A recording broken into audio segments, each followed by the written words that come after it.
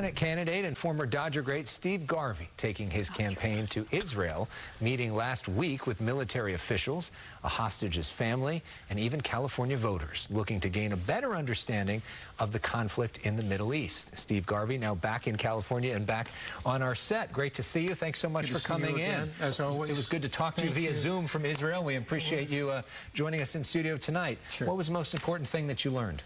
Well, I think it's the reality that this tiny country, with its statehood, way back when, is under constant tension. We were able to go to the beginning of the war on October 7th at a kibbutz right next to the fence and to see the devastation. You can watch TV, you can listen to knowledgeable people, you can see videos, but unless you actually see the destruction, to see how they went from room to room, Hamas, and search people out. And they go for the weakest, they go for the elderly and women and children. We've all heard about the atrocities, but to see it, to see where they had thrown hand grenades into safe rooms, and to see bits of skin that had dried over time, and to perceive what had happened. But you and I we talk frequently. My campaign's about awareness, about the people of California. I will go where their voices want me to go to get the real story. And we've been to the border, and we've been to the homeless, and now we needed to go to Israel to find out exactly what's going on. And you spoke to IDF, you spoke to hostage families, you spoke to all sorts of different folks there on the ground to hear their experiences. You know, there are people, though, who are frustrated, who think that Israel has gone too far, who say that there's needless death in Gaza and that the government, especially Benjamin Netanyahu, is sort of out of control. What do you say to those people? Well, there's perception and reality, and that's why I had to go.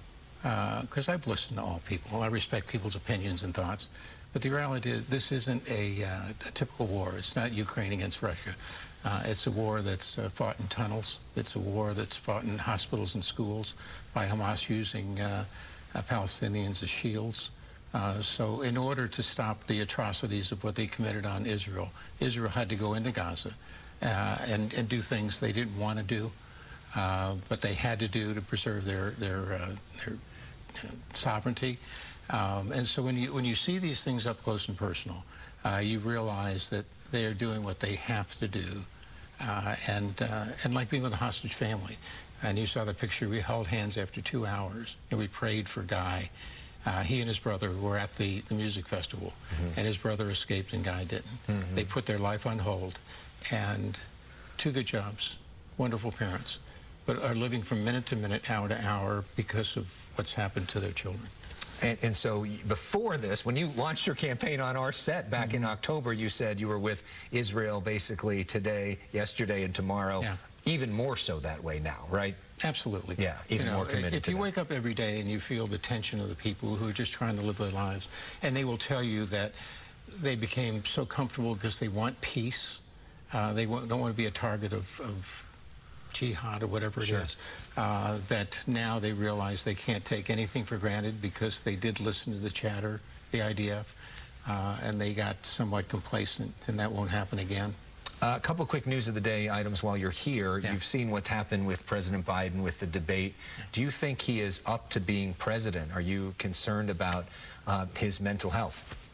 Well, I think perception and reality again. I don't think our eyes deceive us. I think this is a man who is 81 years of age and has difficulty focusing at a time when I think this country has never been in more danger. When I talk to people, very smart people, that we need leadership that's able to be responsive and make tough decisions. And I feel for him. But we're in a state of crisis in terms of leadership. Maybe that's why I decided to run somebody who's running for all the people and not just half the people. So you think he should step aside? I think so. Right now? Should he resign the presidency? That's up to the people around him. I think they should develop more of a conscience about a man putting him up every day that clearly is at a point in his life where he needs to step down. You know, there are some folks that are also arguing that President Trump is having issues with his mental health as well. I know in the primary you told us over and over again you wouldn't tell us your decision about him until you voted. Well, now you voted. So in the primary, you had a choice between Trump and Nikki Haley. How'd you vote? Did you vote for Donald Trump? Well, I've been challenged if whether I'm mentally sound to run for U.S. Senate California as a moderate. I don't make judgments on people when it's subjective like that. But in terms of voting for him, I told you I would never lie to the people. I voted for him twice. And if it was Biden against Trump right now, because I feel that voting is our single greatest currency, I would vote for him. And you voted for him in the primary? I did. Okay. Steve Garvey, thanks for sharing your views. We really appreciate you coming here. God bless. And thank you for going to Israel, too. It's really important. Political courage. Yeah. Thank you so much. People of California deserve it. All right.